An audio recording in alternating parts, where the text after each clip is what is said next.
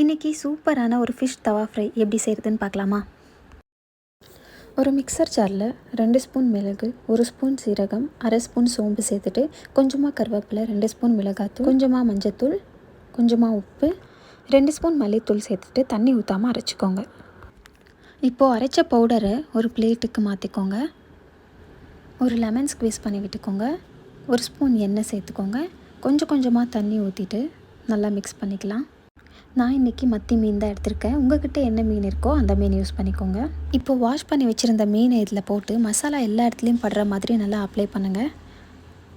இஞ்சி பூண்டு paste 2 spoon சேர்த்துக்கோங்க. அதே மாதிரி எல்லா இடத்துலையும் படுற மாதிரி நல்லா அப்ளை பண்ணி விட்டுடுங்க. ஆரம்பத்திலே சேர்க்கணுமா இருந்தது, நான் மறந்துட்டேன். ஸோ அதனால் இப்போ நான் சேர்த்துக்கிட்டேன். நீங்கள் ஆரம்பத்திலே சேர்த்துக்கோங்க. நம்ம மேரினேட் பண்ண தேவையில்லை, அப்படியே டைரெக்டாக ஃபிஷ்ஷை ஃப்ரை பண்ணிடலாம். நிறைய பேர் நினைப்பீங்க உடனே ஃப்ரை பண்ணால் ஃபிஷ்ஷில் மசாலா ஒட்டாதுன்னு சொல்லிட்டு. பட் அதுக்கு ஒரு டிப்ஸ் இருக்குது, அது என்னன்னு நான் சொல்கிறேன். இப்போது ஃபிஷ் ஃப்ரை பண்ணுறதுக்கு கொஞ்சம் தாராளமாக எண்ணெய் ஊற்றிக்கோங்க. எண்ணெய் சூடானது கருவேப்பிலை போட்டுட்டு நம்ம மசாலா தடவின ஃபிஷ்ஷை போட்டுடலாம். நான் சொன்ன டிப்ஸ் என்னென்னா, ஃபிஷ் போட்டதுமே திருப்பக்கூடாது. அது நல்லா ரோஸ்ட் ஆகணும். ஒன் சைட் ஃபுல்லாகவே நல்லா குக் ஆனதுக்கப்புறமா நீங்கள் திருப்பினீங்கன்னா இதே மாதிரி நல்லா மசாலா ஒட்டி வரும். ஸோ இனிமேல் மேரினேட் பண்ணணும், வெயிட் பண்ணணும்னு எல்லாம் எந்த அவசியமும் இல்லை. 2 பக்கமும் நல்லா ரோஸ்ட் பண்ணிவிட்டு கொஞ்சமாக சாப் பண்ணி வெங்காயம் அப்புறமா லெமன் கூட சர்வ் பண்ணி சாப்பிட்டிங்கன்னா சூப்பராக இருக்கும். கண்டிப்பாக ட்ரை பண்ணி பார்த்துட்டு எப்படி இருந்துச்சுன்னு சொல்லுங்கள்.